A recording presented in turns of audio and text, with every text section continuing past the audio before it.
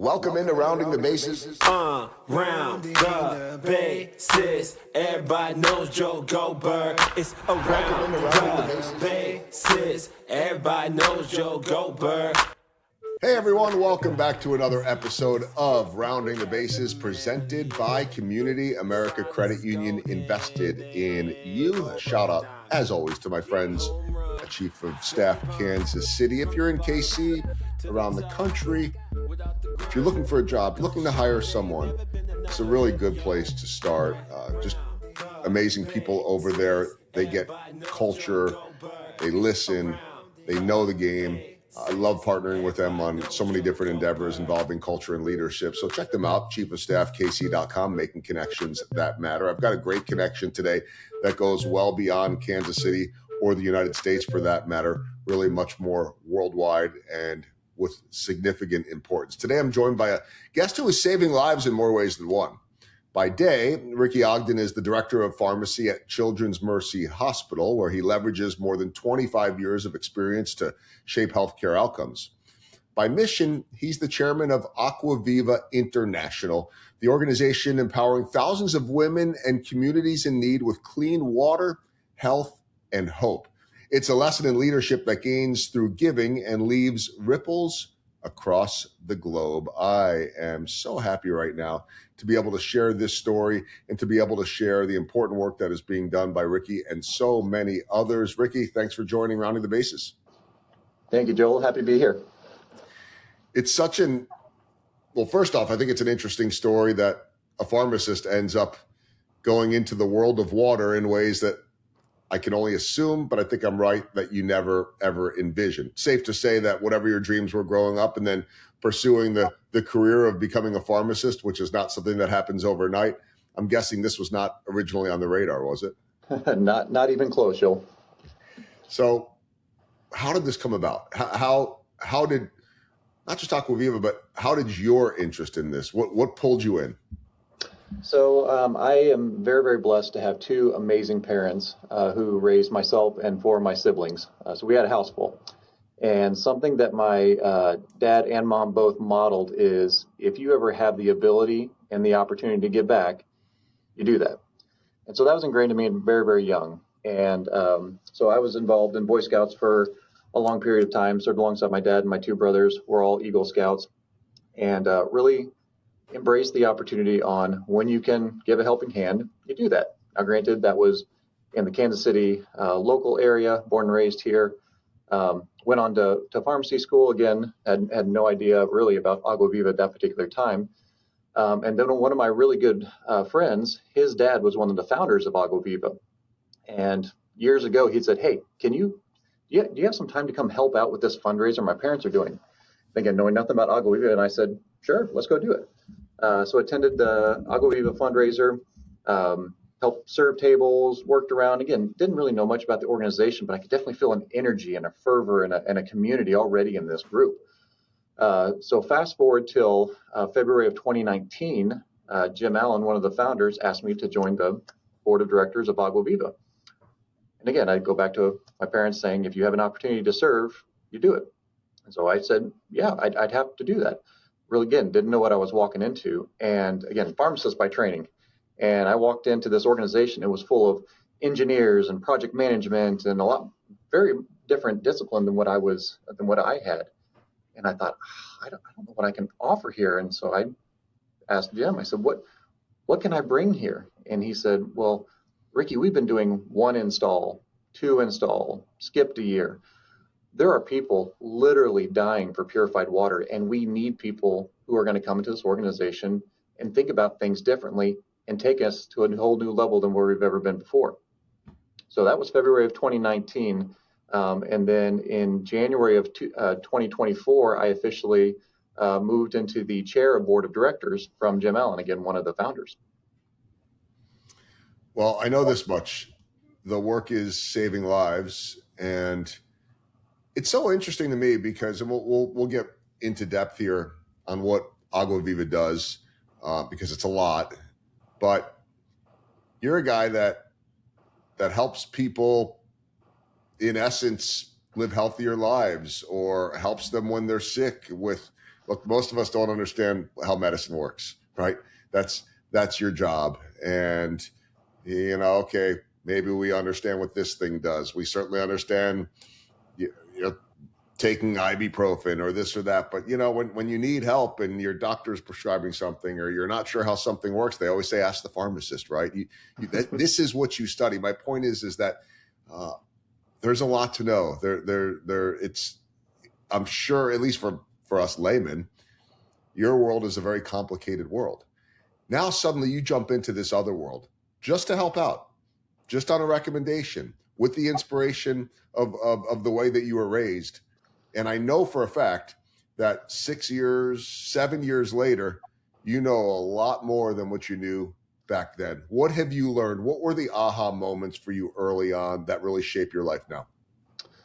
So, it's interesting how you talked about, pharmacists, medication, and sometimes people think that our role as pharmacists is to really encourage, use medication, use this, add one more tablet, take one more of this. I've actually spent most of my career trying to find ways for people not have to take medications. So to draw a parallel with Agua Viva, it doesn't matter what medication you have. It doesn't matter if you have all these great therapies. If you don't have access to the basic tenet of shelter, food, purified water, because a lot of these folks have access to water, but it's full of bacteria and parasites and it's putrid and it's full of chemicals. It was another big aha to think, go back to the basic building blocks of water, clean water, purified water, having good community.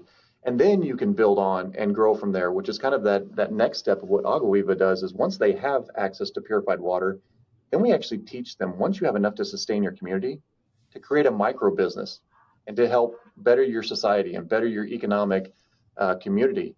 And so that's what I really have learned over these last several years is don't overcomplicate things. Start with basic building blocks, and then you can go to the next step and to the next step and the next step. I know this much, that for many of us, for most of us, water is something we take for granted. I mean, if we're paying attention to our health, if we're living an active lifestyle, which I know that you do, you hear, what do we hear the most? Make sure you hydrate. Make sure you hydrate. We don't hear, but be careful of the water. Now, you hear in certain spots, I think about maybe more recently publicized the issues in Flint, Michigan, right? I mean, you certainly have communities where, and they're not the only one, where the water is not safe. But I think for the most part, I don't mean to overgeneralize it, but I'm gonna for the point here. Most of us don't have to think about that. Maybe in certain spots we think about, boy, I hope there's a filter, or I'm not sure if this water is good or not. Let me get one of those Brita pitchers, which seems like a first world problem compared to what a lot of these third world countries and their people are dealing with. But I mean, you hit on it right away. Like if you don't have clean water, then you are needing the pharmacist. Not that they might always have access to that, because nothing's going right within your body too. How much of a problem is this around the world? So it's pretty significant. About a third of the world population doesn't have access to purified water. So 1 in 3. So think about how many people are in your household, or how many meetings did you have with people today? And you think about that on a global basis, and that's 1 out of 3 doesn't have access.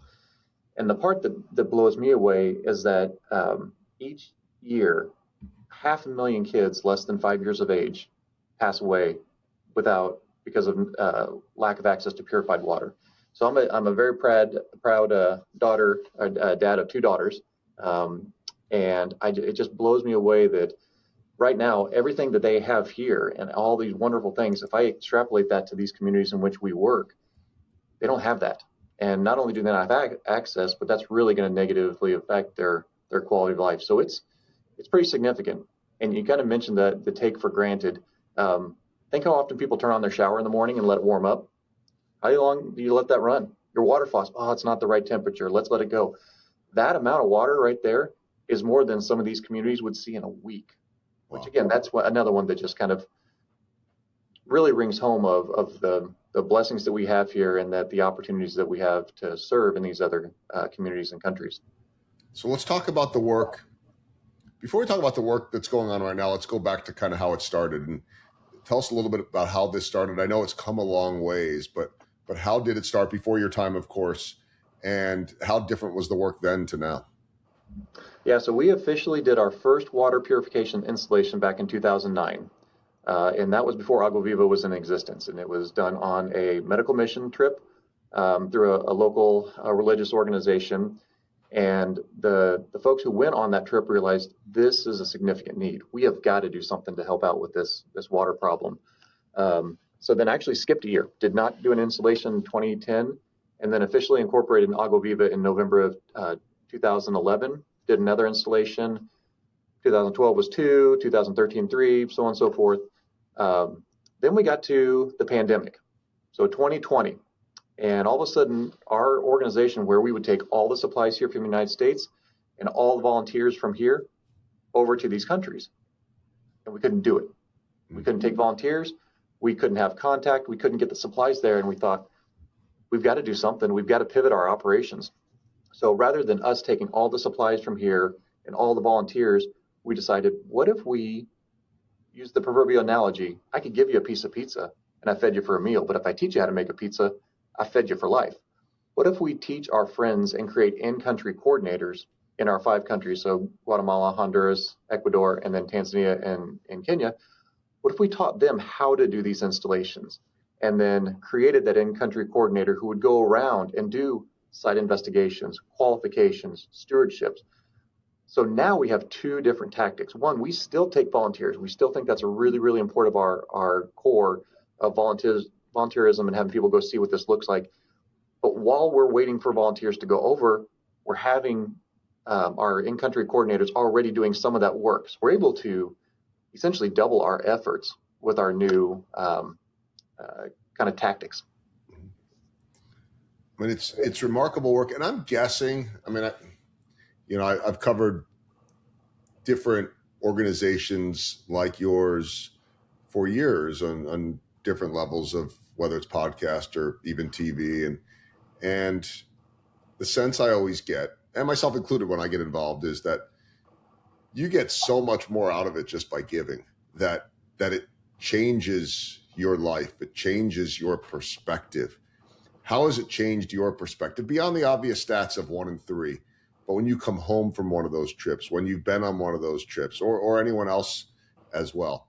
Because I know, and I think I told you that back in the 90s, my brother had been in the Peace Corps, and it's a similarity only in the sense that he was in West Africa, that he was in a smaller community. It was a smaller town, I guess, helping women learn how to start small businesses.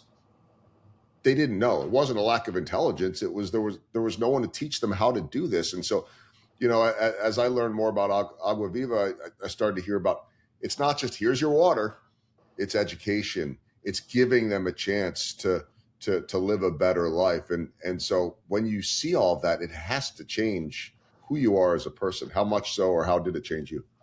It completely does. And again, I mentioned before, and I'll probably say it again, I'm extremely proud of my 2 daughters. And my youngest right now, if she was in these communities, she would be done with school and carrying nasty, disgusting water on her head until she became a mommy, or maybe that's just what she was going to do. So one, it gives me a greater appreciation for the blessings and opportunities that we have here.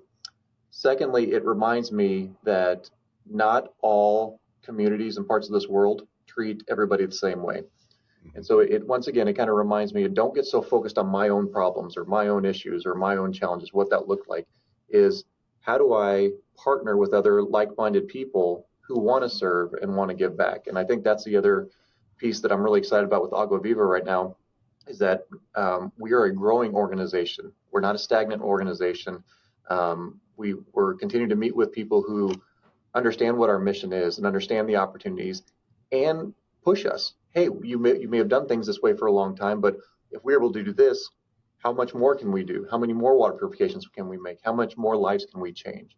And so again, it's a very much of a different paradigm shift of me, mine, to the collective we, because we're all in this together. The website that I want to direct everybody to, and it'll be in our show notes as well, is aguavivainternational.org. And there's a lot of powerful information on the website. It's really, really well done. And when I look at some of the numbers, you mentioned 1 and 3. I think there are a couple that really stand out to me.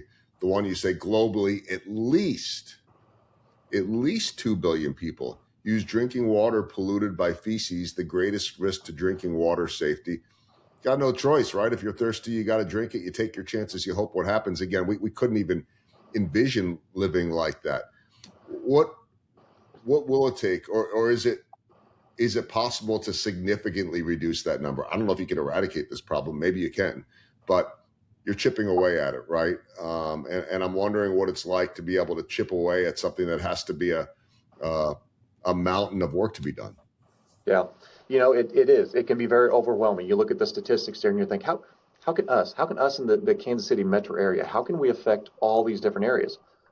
And it can be paralyzing. But I would hypothesize that back in 2009, when we did our first installations, we would have thought, oh, okay, well, but we've done one. Well, but we can't do much more than that.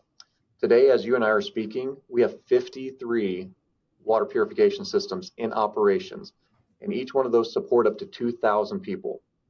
So what was a dream and a thought and an idea back in 2009, and we're talking right now in 2026, over 106,000 people have access to purified water. And so I think when it's kind of like what I said earlier about a big gigantic problem. When you break it down to its basic tenets, it's one installation, and then it's 2 installations, and then it's maintaining those installations, and then it's continuing those conversations with those community members and how do we make things better. And so you can't get so focused on the global problem, but we can sure really make a dent in these local challenges. And, if you start to put the pieces together, which I'm going to have you do for my listeners right now, you could see where just having clean water makes a massive impact beyond, oh, they're healthier. And so I'm going to let you explain and connect the dots here for us, because it all starts to really make sense when you start looking about the communities that you're working in countries in Ecuador, Kenya, Guatemala, Honduras, Tanzania. 50% increase in school attendance. And you think, well, how does that make a difference just by drinking healthy water? More productive businesses and small businesses empowering women to be able to be contributing in different ways within their community, to have the ability to contribute. Tie all of that together, because it actually makes a lot of sense.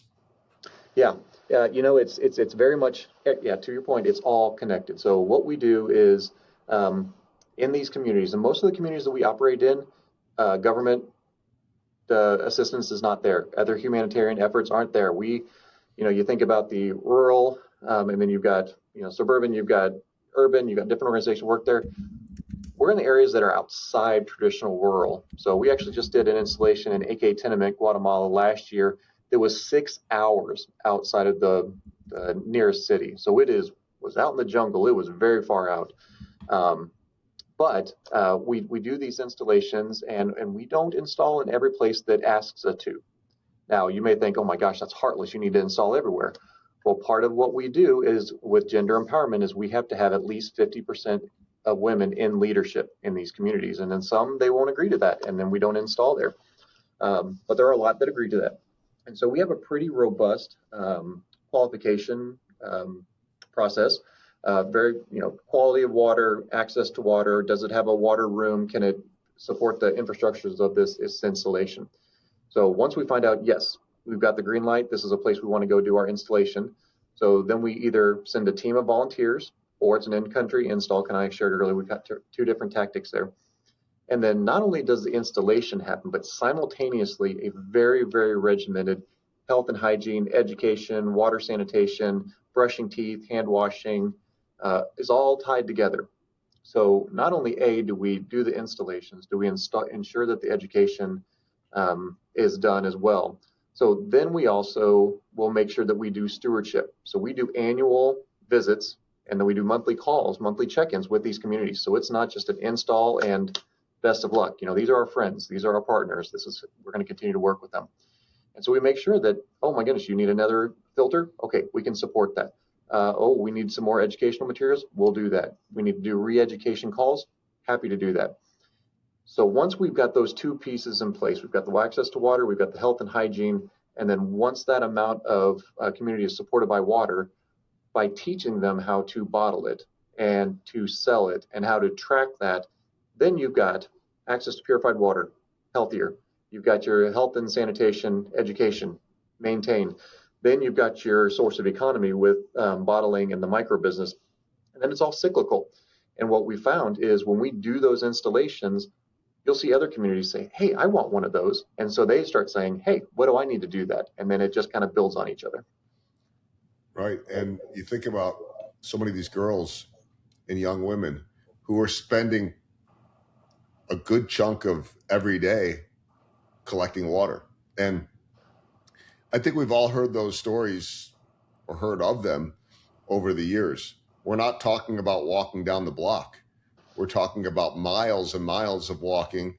And then when you get the water, miles and miles of carrying that water back, oftentimes on their heads, day after day after day, to survive with water that in all likelihood might not even be healthy. So not only was it unhealthy, but it was rendering these women or girls useless to do anything else.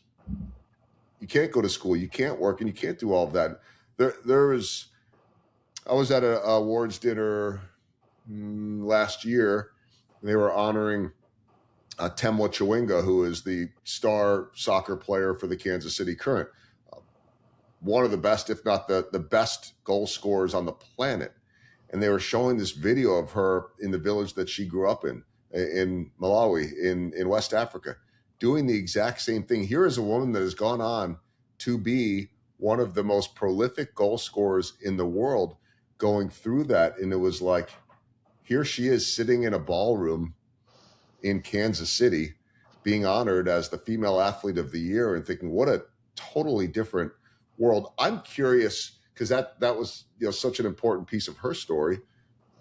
What you hear from these communities after the fact? What are their aha moments? Not yours, but what do you hear from them? Because one of my favorite things to ask anyone that's doing the type of work that you're doing is what the reaction is, what you're hearing from the people that are affected the most. And I'm sure a lot of your volunteers, you get to know some of these families, you get to know some of these people as human beings. It brings us a lot closer together. I know that. And that certainly changes the perspective. What do you hear from these communities? Gratitude, just absolute gratitude. We just had our annual gala fundraiser. It was back in November. It's every year in November. It'll be November 10th this year. And at that gala, we had a video that had just been shot about two months beforehand down in Honduras and Honduras and Ecuador, and got to give true in-person testimonials on the difference of before and after. So you mentioned 50% school attendance. School attendance just skyrockets when you have purified water. When you're not sick, you're not full of dysentery, you don't have all these diseases that you don't really need to have. They're able to get together in community settings. They're not homebound. They're actually out, they're playing. You see these kids, you mentioned, out there soccer. They're out there playing soccer instead of being bedridden. They're able to go to their churches. They get to go to church instead of just staying at home. And so the stuff that you and me and probably a lot of the listeners here is take for granted. I get to go to church. I get to go to my community center. I get to go to the gym. I get to go to these places, and that's the difference. So when I say gratitude, it's probably not even the strongest term, but it's amazing to see the smiles, the engagement, the body language. You see the before and after. You see the before when they're sick and they're tired and they see no way out, and then they have access to purified water, and they have hope. They have hope. It's a beautiful thing, absolutely, and continue to make an impact in the world, the work that you guys are doing. Let me get to my baseball themed questions before we wrap things up, and with 4 final questions after that, we'll talk about ways for people to get involved as well. But in terms of you, whether it be through Agua Viva or whether it be in your career, what's the biggest home run that you've hit? I honestly think I have to start off with my biggest home run is my lovely wife, Elaine. We'll be celebrating 19 years of marriage in May. Thank you so much. I absolutely out-hit my coverage, and I'm okay admitting that. Yeah, that's good, as you should. There you go. But that's also, I would add on to that, this is actually a family affair for us. So my wife is the chair of the fundraiser, has been for several years, and its success, I give it to her and her team. And my two daughters now, the last 2 years, have helped out with the fundraiser. And so they've gone around, and so now people are saying, you do this as a family. And so now we operate as a family, but we also serve as a family. So I would say that's probably the biggest home run is, one, this organization has really changed my life to understand the impact of basic things, but then also and allow my family to do that. Just really, that's really special to me. Yeah, I mean, that's the ultimate home run because it has become that family affair. How about a swing and a miss along the way, and what did you learn from it?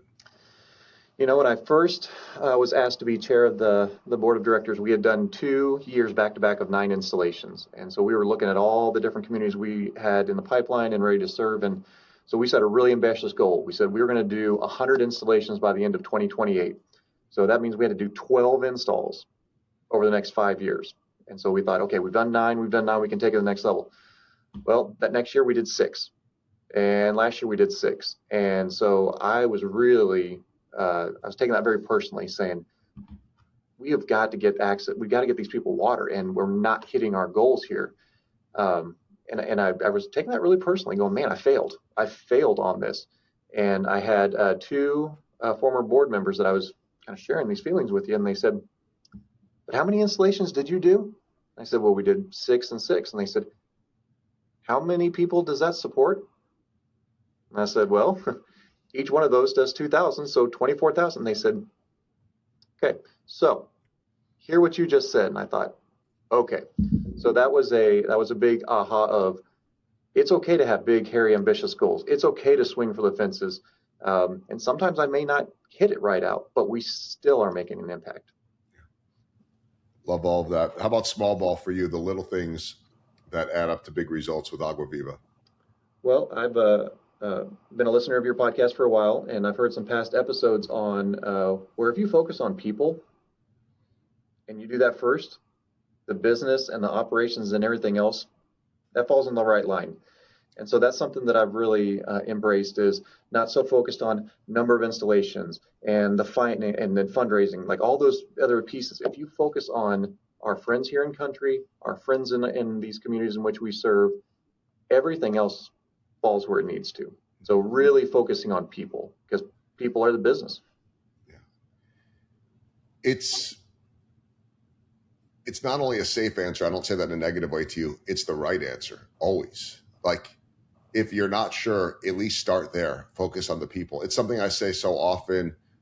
It's not rocket science, but we sometimes overcomplicate this. And you know, how you focus on them can be different in different situations, but it always comes back to that. In any profession, in any walk of life, we could be different. We could have differences in our country, and gosh knows we got plenty of them right now politically. You deal with that around the world as well. But in the end, do we have the ability to take care of people? We always do. And so I say it all the time, channeling the late David Glass, former owner of the Royals, who would say all the time that everything we do in life is about people, whether it's business or baseball. And you could say whether it's about water, whether it's about fill in the blank, right?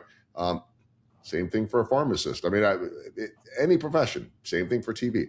So this, of course, is at such a high level because of the lives that you're changing. I want to get to my 4 final questions as we round the bases. And I want to go with this one first, because you mentioned it in the home run, and I think it's worth revisiting again. To have not just the family affair, but to have 2 daughters that had healthy water. And now to be able to share that perspective with them and see the impact that it's making on young girls, young women around the world, what that has done for your family in terms of bringing you all even closer together in ways that maybe not every family can, because you're sharing something that I'm sure has to have been eye-opening for all of you, and certainly your girls. Yeah, it's definitely changed their perspective on the I wants and the things that we have access to right now. I will hear them of somebody will turn on the water for getting ready to brush their teeth. Abby, turn that off. We don't need to be running that water. So just to have that mindset of an 11 and a 14-year-old to already be thinking that way. I think also understanding that there's a lot of spare time, downtime that we could be sitting around, maybe not do anything. But it's, hey, we're going to go serve. Hey, we're going to go to this fundraiser. Hey, we've got this opportunity. And to hear them get excited about that and want to interact and talking with their friends. My eldest daughter, Tori, so she did a presentation at her local high school on Agua Viva and talking about that. And then her friends started asking questions. And then she was able to essentially give a testimonial about her involvement with that. So it's really, really exciting to not only for them to be there side by side and serving, but to see these young kids get it and share it with their friends and classmates. All right. Second question as we round the bases. I mentioned the 5 countries: Ecuador, Kenya, Guatemala, Honduras, Tanzania. I have not been to any of them. I've been, as I mentioned, to West Africa, or at least I didn't mention that I've been there, but I was there to visit my brother. I know people that are from Honduras. I know people that are from Guatemala. I have met plenty of Kenyans. All of those countries have their own unique differences too. How many of them have you been to, and what do you experience? I know you're not doing all that travel, but on trips that you've been on, or even connecting with those people, what do you learn about some of the differences? I mean, they're not all the same. All those communities, they're not. You can't just throw them all into. Here's the group that doesn't have water. The customs are different. The cultures are different too. We tend to lump them all into one, just like maybe people do with us. Not all Americans are the same. Not all communities are the same. What do you notice in those countries? You know, the politics and the customs are huge. And I think this goes back to what I said earlier about looking at people as people and not just regions. Oh, it's Africa, it's this. Oh, it's Latin America, this. Oh, it's these areas. And so it's something that we are very mindful with Agua Viva about, and we talk about this a lot, is respect for culture. So I'm not coming in with my American values, my American paradigm, my American fill in the blank. It's I'm meeting them where they are, not where I want them to be. And when you treat people as people, how they want to be treated, not just, that golden rule of, have everybody treated, how you think they should be. It's no, treat them how they want to be treated.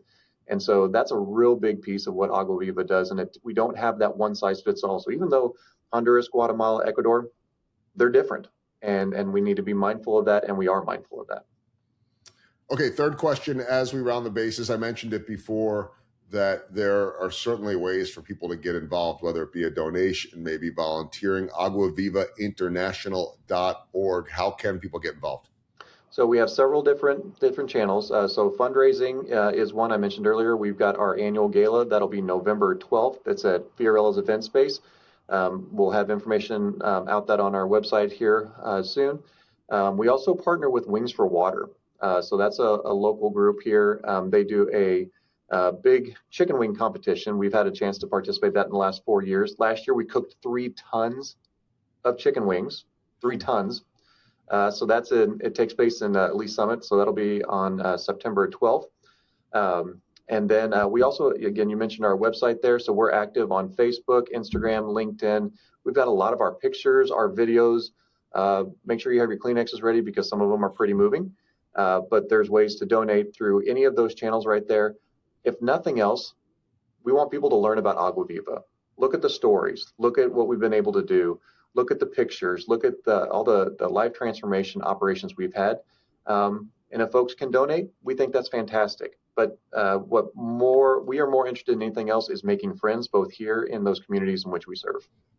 So smart. And I know so much work to be done. This work will never end. I mean, say it with so many causes. You hope one day it will end because it means that you took care of everything, but the work won't stop. So you keep doing all the work you're doing. And that's why it's important to get those donations and the volunteers. Final question as we round the bases. And you'll remember when you and I met and we were connected and look, I'm not a guy that has a ton of advice to give in terms of the work that you're doing, other than as a storyteller myself. And you remember, I told you this, I said, you can never go wrong with telling people stories.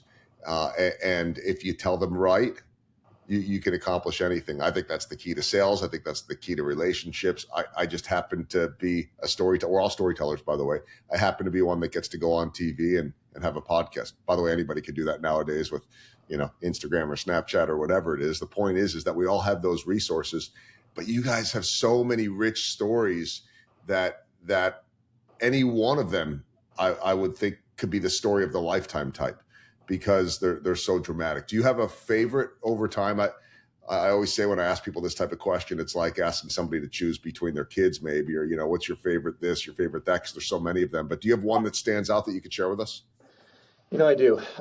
I was referred for a coffee connection with somebody who said, hey, this person would be really good to be on Agua Viva's board of directors. You should have a conversation with her. Her name's Noelle. And so we met. It's been about 2 years now.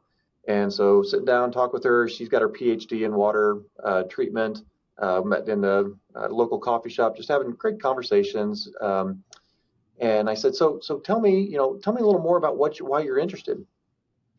And she said, Ricky, I was in one of these communities in Kenya. I know what this is like. I know the life-changing impact that having access to purified water can have. I've seen it and I've overcome it, and I want to be able to give back. And so Noelle is one of our active board members right now, and she's actually on our Africa team that goes over to Tanzania and Kenya. But that was one where you can see these and you can read the stories, but when you lock eyes with somebody and they say, I lived this, I know what it's like not to have it, and I want to contribute and give back, like that still gives me goosebumps. Because we're 100% volunteer. None of us have ever been paid, and everything's done by volunteerism and goodness of people's heart and really wanting to make the world a better place. Making an impact in the world, and Noelle doing it and able to contribute in ways that are different from a perspective and understanding than any of us could truly understand. The website again is aguavivainternational.org. You can find them all over on social media. That next gala will be here before you know it. Of course, people can listen to this any single time. So whatever time you're listening to, next November, whenever that is the next opportunity. But go to the website. All the information will be there. And Ricky, we didn't even talk about it, but when you're affiliated with Children's Mercy, it means that you're impacting kids and families every single day on your end, from the world of pharmaceuticals, or as you said before, trying to be that guide, trying to not have them use as much as, sometimes people want to. I mean, that is part of it, but it's such an important piece. And so I know that you're impacting lives every single day just here in our community. And I've always got a soft spot hearing the stories of so many of those kids that are coming through Children's Mercy. To be able to extend that around the world truly is a gift, I know, for everyone, and certainly for your family as well. So keep up the great work with Agua Viva International. Appreciate you sharing the story. Encourage everybody to get involved. And thanks so much for spending time today on Rounding the Bases. Thanks, Joe. I appreciate you. It's around the bases. Everybody knows Joe Goldberg.